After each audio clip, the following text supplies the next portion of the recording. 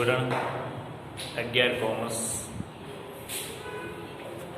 વિષય એકાઉન્ટ, પ્રકરણ 2 વ્યવહારોની દ્વિઅસર અને ખાતાના પ્રકાર. ગઈકાલે આપણે સ્વાધ્યાય 2 ની અંદર દાખલા નંબર 4 જોઈ ગયા. હવે જોઈએ દાખલા નંબર 5. અહીંયા આપણે શું કીધું છે કે ગણેશના ચોપડાએ કયા ખાતે ઉદાહરણ કયા ખાતે જમા કરશો તે કારણ સહિત જણાવો. તો એને કે ગણેશ ના ચોપડે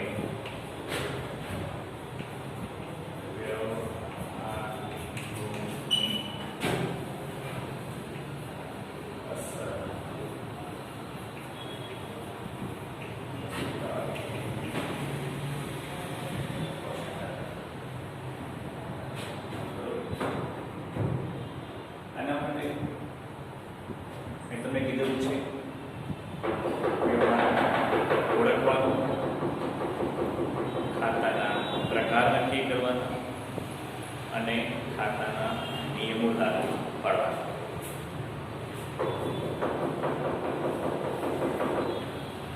તો અહીંયા આપણે પહેલો નંબર જોઈએ કે 75,000 રોકડા લાવી ધંધો શરૂ કર્યો. આ ગઈકાલે જોઈ ગયા હતા આપણે. પહેલું રોકડ ધંધામાં આવે છે અને ધંધાનો માલિક રોકડ લાવે છે. રોકડ આવે છે, રોકડ ખાતે ઉધાર દર્શન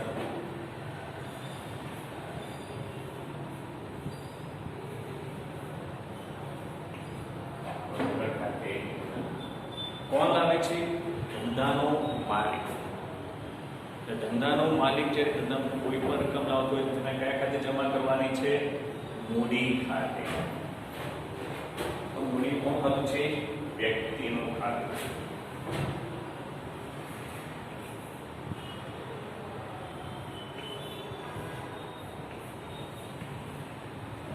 મૂડી ખાતું.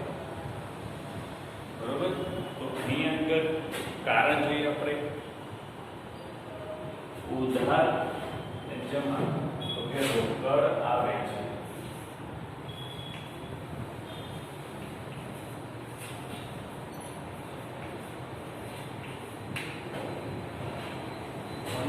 કારણ ધંધાનો માલિક.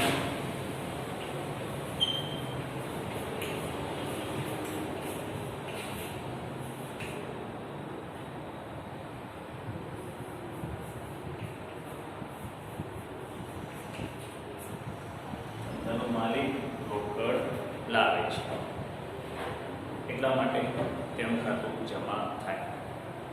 બીજું, ₹2,000 પૂજાનો ખર્ચ થયો. પૂજાનો એટલે કે ધંધો શરૂ કરીએ અને કથા કરવામાં આવે, એવું કે જે કરવામાં આવે તેને પૂજા કહેવાય. બરોબર. તો એનો ખર્ચ થયો. એ ખર્ચે પરચુરણ ખર્ચ તરીકે ઓળખવામાં આવે છે.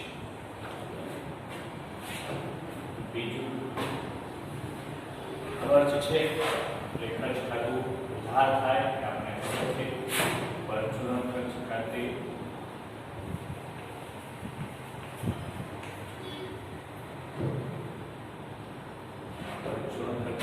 ઉધાર ને રોકડ ધંધામાંથી ગઈ છે. રોકડ નો છે જમા.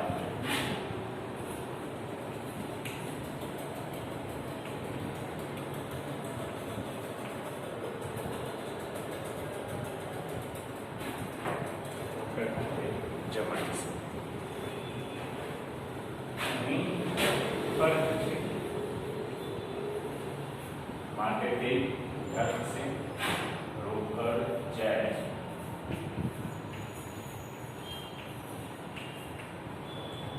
હવે અમુક વ્યવહારો તમને હોમવર્કમાં આપતો રહીશ. બરોબર. 10 ગ્રામ ફર્નિચર લાવે. હવે જો આ હોમવર્કમાં ગઈકાલે આવું એક વ્યવહાર આવી ચૂક્યો છે એટલા માટે આ વ્યવહાર હોમવર્કમાં તમારે. બરોબર. બીજું ચાર્જ સ્ટેટ બેંક ઓફ ઇન્ડિયામાં ભર્યા, સ્ટેટ બેંક ઓફ ઇન્ડિયામાં નાણાં ભર્યા, એનું જોઈએ આપણે અહીંયા આગળ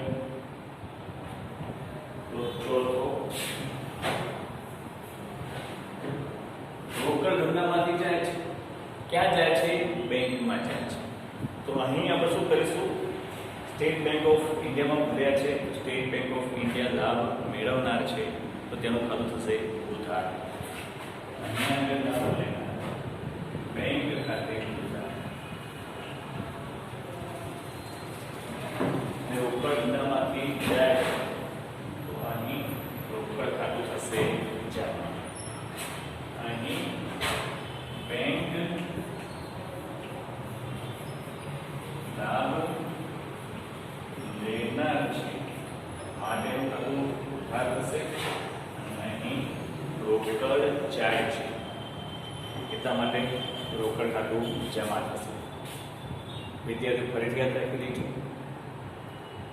અહીં તમે રોકડ ખાતાના પ્રકાર અને તેના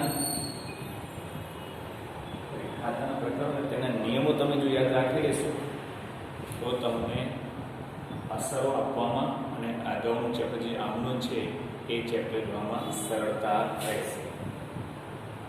ત્યારબાદ પાંચમું, પત્ની પાસેથી લોન લીધી. શું? પત્ની પાસેથી લોન લીધી. તો રોકડ ધંધામાં આવે છે. રોકડ એ મિલકત છે, આવે તો ઉધાર, તો અહીં રોકડ ખાતે ઉધાર. કોની પાસેથી લોન લીધી છે આપણે? પત્ની પાસેથી. તો પત્ની પાસેથી લોન લીધી છે એટલા માટે પત્ની કોણ છે? વ્યક્તિ, અને લાભ ધંધાને આપનાર છે, એનું શું ખાતું છે? જમા. તો વ્યક્તિ ખાતાને પત્નીની લોન ખાતે. શું? પત્નીની લોન ખાતે. તો અહીંયા આગળ રોકડ આવે છે,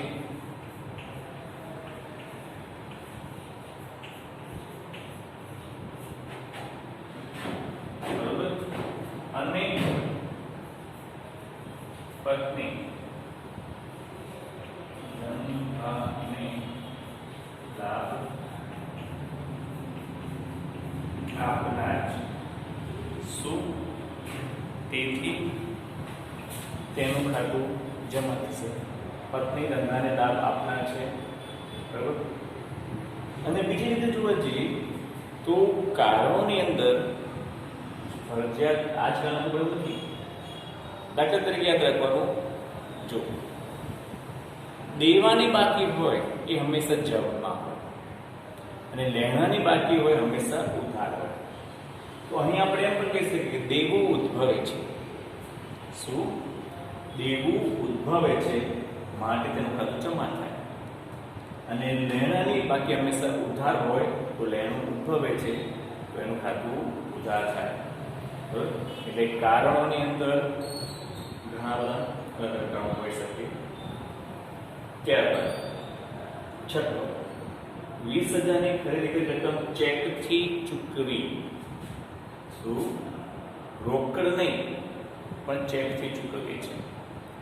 જ્યારે ચેકથી રકમ ચૂકવાતી હોય કે મળતી હોય તો તે વખતે આપણે બેંક ખાતું લખવાનું. શું? જ્યારે રકમ ચેકથી મળતી હોય કે ચૂકવાતી હોય, શું? તેવા સંજોગોમાં આપણે બેંક ખાતે લખીશું. તો અહીં આપણે 20,000ની ખરીદી કરી રકમ ચેકથી ચૂકવી છે. કયો વ્યવહાર છે? ખરીદી કરીએ છીએ એટલે ધંધામાં માલ આવે છે, ત્યારે માલ આવે ત્યારે કયા ખાતે લખાય? ખરીદ ખાતે. તો અહીં ઉધારમાં માલ આવે છે માટે ખરીદ ખાતે.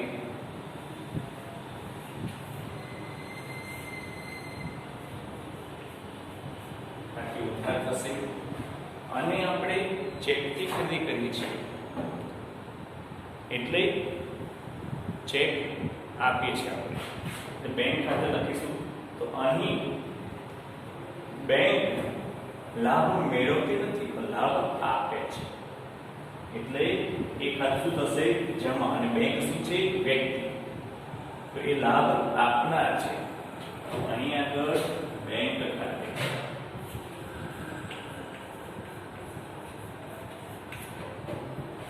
બરોબર ધ્યાન રાખજો. ચેક આવે એટલે બેંક ખાતે લખવાનું. પહેલી અસર માલ આવે છે.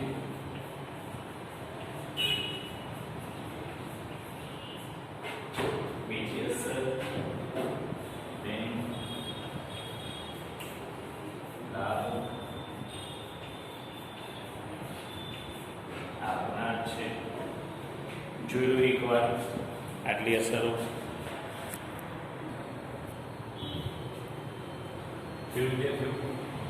ત્યારબાદ આપણે આગળ જઈએ.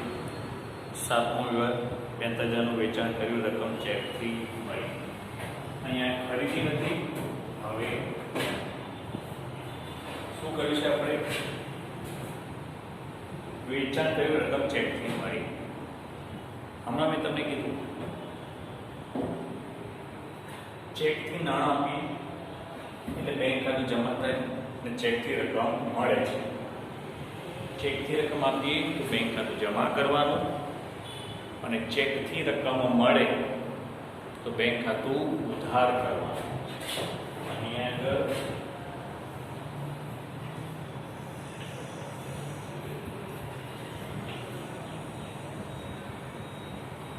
બેંક ખાતે ઉધાર અને ધંધામાંથી માલ જાય છે અને વેચાણ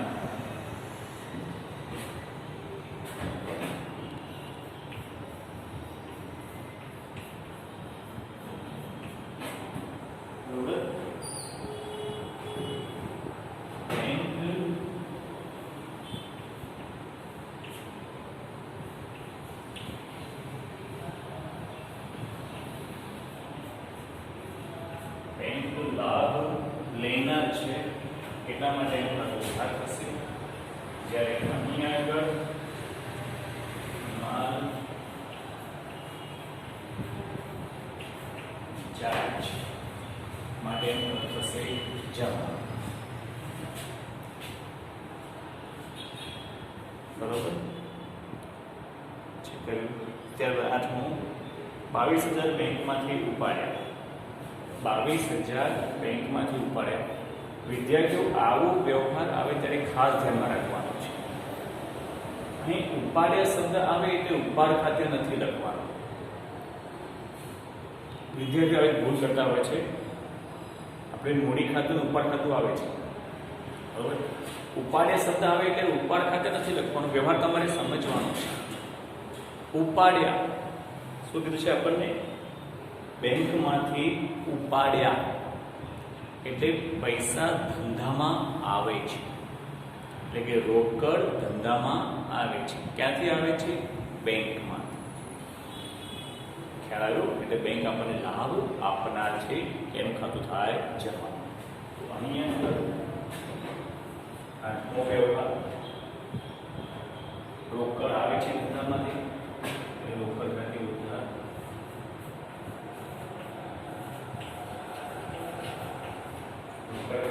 ઉધાર થશે અને ક્યાંથી આવે છે?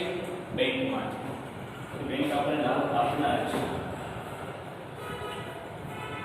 બેંક ખાતે જમા થશે. બરોબર. અહીં આગળ રોકડ આવે છે.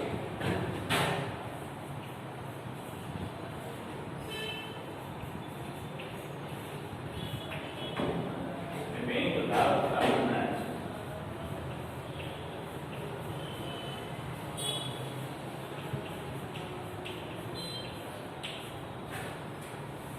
જોઈ લો વિદ્યાર્થીઓ. પછી હું ભૂસીને આગળ લખું છું.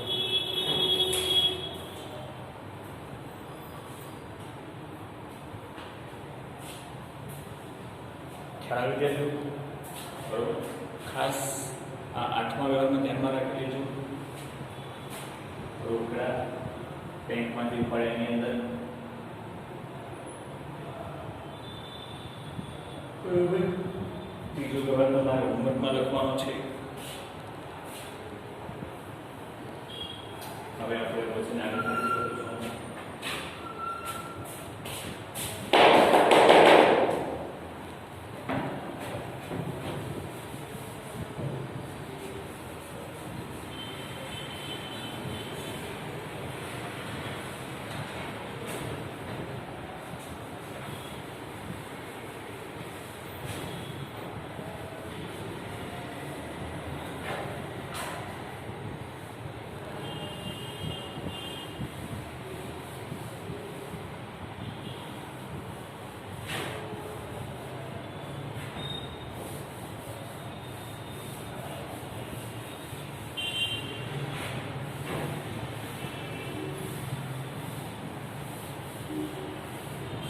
હવે આગળનો વ્યવહાર જોઈએ આપણે.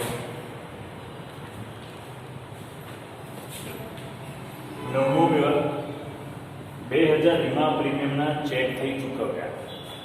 નવમો વ્યવહાર છે 2000 રૂપિયા વીમા પ્રીમિયમના આપણે ચેકથી ચૂકવ્યા છે. ચૂકવ્યા શબ્દ મળ્યા, ચૂકવ્યા એની ઉપર તમે વ્યવહારની ઓળખ થઈ શકે. બરોબર. અહીંયા ચૂકવ્યા છે એટલે આપણે પૈસા આપ્યા છે. કેવી રીતે આપ્યા છે? ચેક. બરોબર. શેના માટે આપ્યા છે? વીમા પ્રીમિયમના. એટલે કે આપણે વીમા પ્રીમિયમ ચૂકવ્યું. વીમા પ્રીમિયમ આપણા માટે ખર્ચ છે અને ખર્ચ કાં શું થાય? ઉધાર થાય. એટલે પહેલી અસર અહીંયા ખર્ચ વીમા પ્રીમિયમ ખાતે ઉધાર.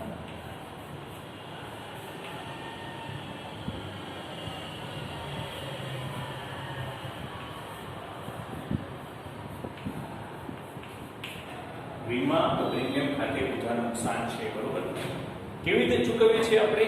ચેકથી ચૂકવીએ છીએ. તમે કીધું જ્યારે જ્યારે ચેકથી રકમ ચૂકવાય તો બેંક ખાતું જમા અને મળે તો બેંક ખાતું ઉધાર. તો અહીંયા બેંક ખાતું. બરોબર. બેંક આપણે લાભ આપના છે. હવે એનું કારણ લખીએ વીમા પ્રીમિયમ ખર્ચ માટે ઉધાર.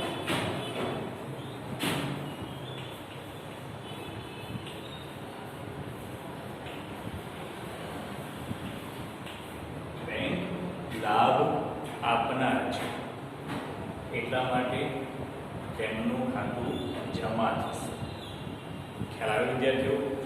બીજું શું? કાયમ માટે લખવાની ખર્ચ ખાતા કાયમ ઉધાર થાય, ઉપજના ખાતા કાયમ જમા થાય, ખરીદ ખાતું હંમેશા ઉધાર થાય, વેચાણ ખાતું હંમેશા જમા થાય. બરોબર.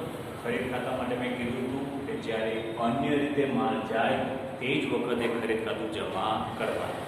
બરોબર. હવે દાખલા 10 દલાલીના મળ્યા. દલાલીના મળ્યા આ તમને હોમવર્કમાં રાખું છું. બરોબર. ગઈકાલે વ્યવહાર આવી ચૂક્યો છે. પછી 11 200 દાણીને વેચ્યો, રકમ ચેકથી મળી. શું 1200 માલ દાણીને વેચ્યું, રકમ ચેકથી મળી. તો આ વ્યવહાર પણ હોમવર્કમાં રાખું છું. રકમ ચેકથી મળી છે, વેચ્યો છે. બરોબર. એટલે તમે જાતે કરી શકશો. 12મો વ્યવહાર 8 જણમાં દીપક પાસેથી ખરીદ્યો, રકમ ચેકથી ચૂકવી. આ પણ વ્યવહાર હોમવર્કમાં રાખું છું. માલ ખરીદ્યો છે અને રકમ ચેકથી ચૂકવી છે. બરાબર. એટલે આ બંને વ્યવહાર છે એ રોકડના વ્યવહાર છે. એક ખરીદીનો છે, એક વેચાણનો છે. એકમાં ચેક મળે છે, એકમાં ચેક આપીએ છીએ. બરોબર. એટલે બંને રોકડના વ્યવહાર હોવાથી અહીંયા કોઈ વ્યક્તિનો ક્યાંય ઉલ્લેખ આવશે નહીં. ખ્યાલ આવે વિદ્યાર્થીઓ? બરોબર. ત્યારબાદ ત્રીજો વ્યવહાર છે 13મો 2500 ધંધામાંથી અંગત ઉપયોગ માટે ઉપાડ્યા. આ વ્યવહાર ધ્યાનમાં રાખજો. 13મો વ્યવહાર ₹2500 ધંધામાંથી અંગત ઉપયોગ માટે ઉપાડ્યા છે. તો યાદ રાખી લેજો, અંગત ઉપયોગ આવે, અંગત શબ્દ આવે ત્યારે ઉપાડ્યા હોય અને એ તો ઉપાડ ખાતું આવે.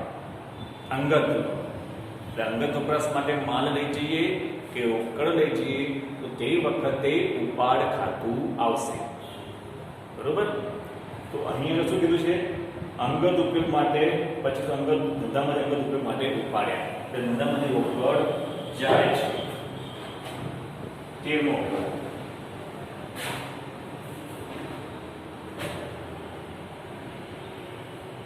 10, 11, 12 હોમવર્કમાં વિદ્યાર્થીઓ તે બરોબર.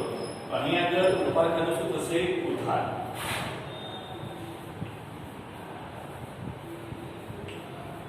યાદ રાખજો, ઉપાડ ખાતું હંમેશા ઉધાર થાય અને જ્યારે અંગત વપરાશ માટે ધંધાનો માલિક જ્યારે ધંધો લઈ જાય ત્યારે, ધંધામાંથી કઈ વસ્તુ લઈ જાય ત્યારે એના ઉપાડ ખાતે આપણે લખીએ છીએ.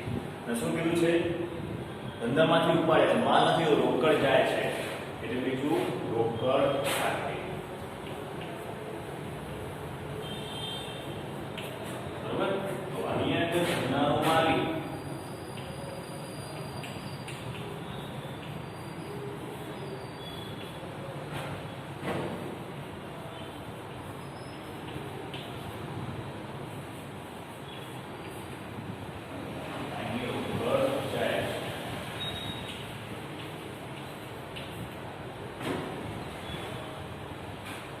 ખ્યાલ વિદ્યાર્થીઓ જોઈ લો એકવાર.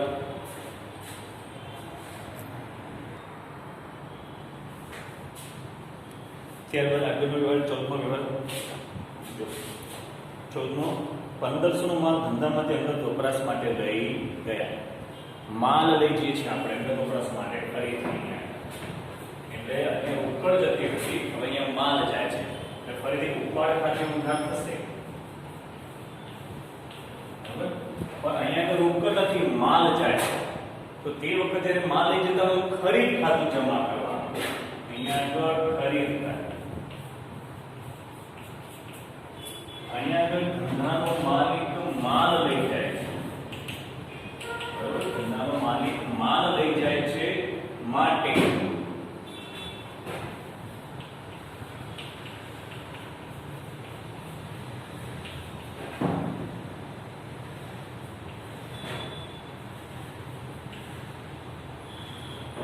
માલ જાય.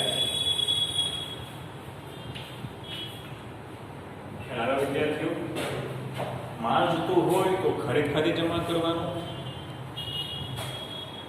ક્યારે? અંગત લે.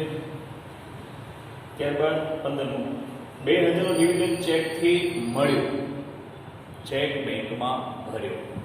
ડિવિડન્ડ મળ્યું છે ચેકથી, એટલે જ્યારે મેં તમને કીધું ચેકથી કોઈ રકમ મળે આપણને તો બેંક શું કરવાનું? ઉધાર બેંક ખાતે. અને ડિવિડન્ડ મળ્યું છે તો ડિવિડન્ડ આપણે શું છે? ઉપર.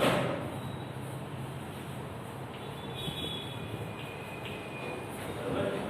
તો અહીંયા આગળ બેંક લાભ લેનાર છે,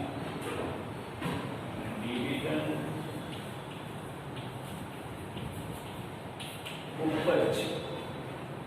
બેંક લાભ લેનાર છે, ડિવિડન્ડ ઉપર છે માટે તેનું ખાતું જમા થશે.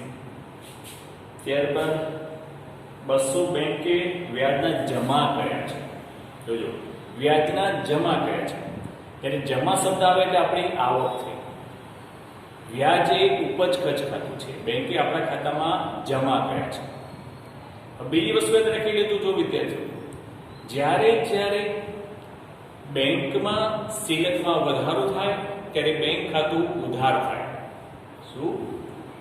અને જ્યારે બેંક સિલકમાં ઘટાડો થાય તો બેંક ખાતું જમા થાય. તો અહીં બેંકે આપણા વ્યાજના જમા કર્યા છે.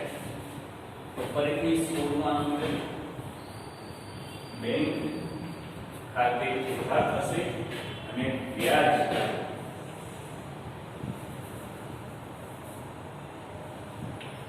બેંક વ્યાજ ખાતે જમા થશે. એ ઉપર તો અહીં સિલક વધે છે. બેંક ખાતે ઉધાર વ્યાજ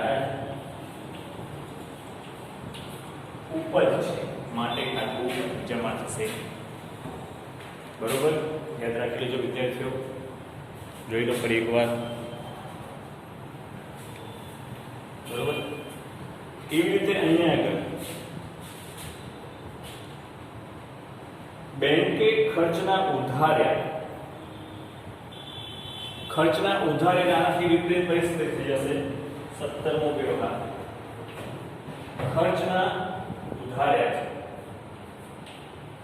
કયો ખર્ચ છે? બેંક ખર્ચ. બેંક ચાર્જીસ આપણો ખર્ચ છે. બેંક ચાર્જીસ ખાતે ઉધાર. બરોબર, તે બેંક ખાતે જમા. અહીંયા આગળ બેંક ચાર્જીસ ખર્ચ છે અને શિલક ઘટે છે. ખ્યાલ આવે વિદ્યાર્થીઓ? એટલે યાદ રાખી લેવાનું, શિલક ઘટે તો બેંક ખાતું જમા થાય. કે 18મો વ્યવહાર હોમવર્કમાં આપું છું. મજૂરી ચૂકવી. બરોબર, ખર્ચ છે. ત્યારે લોનનું વ્યાજ 350 ચૂકવ્યું. લોનનું વ્યાજ ચૂકવ્યું છે આપણે. બરોબર, ચૂકવ્યું છે એટલે રોકડ જાય છે.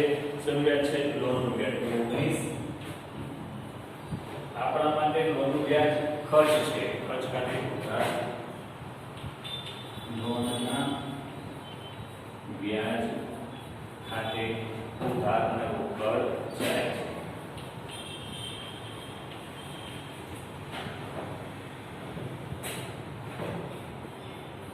લોનનું વ્યાજ ખર્ચ છે. રોકડ જાય છે. એકવાર જોઈ લો વિદ્યાર્થીઓ.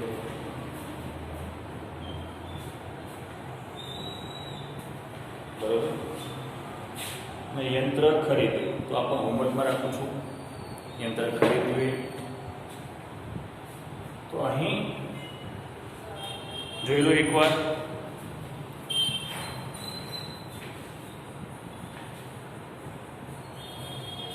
આવી રીતે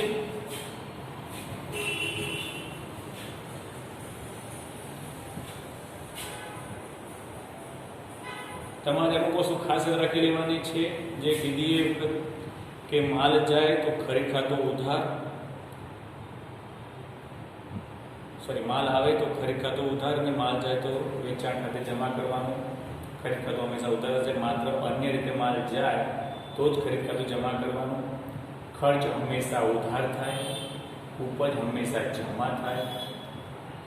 જ્યારે ધંધાનો માલિક ધંધામાંથી માલ કે રોકડ લઈ જાય તો હંમેશા ઉપાડ ખાતે ઉધાર કરવાનું.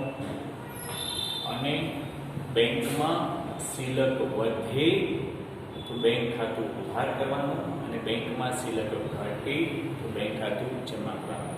એટલે આ અમુક બાબતો હંમેશા કાયમ માટે યાદ રાખવાની છે તમારે.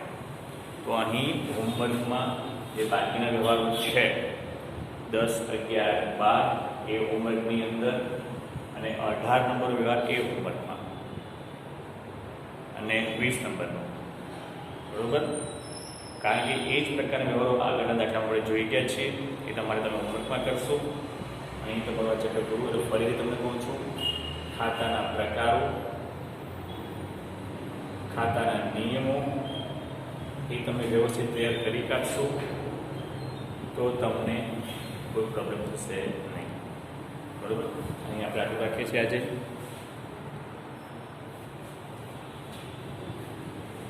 તો આવી રીતે પરીક્ષાની અંદર 3 માર્ક દાખલો પૂછાય કે ઉધાર જમા અસરો કારણ સહિત સમજાવો. ત્યારે તમારે આ રીતે કોષ્ટક દોરીને દાખલો ગણવાનો છે. બરાબર, અહીંયા તમારો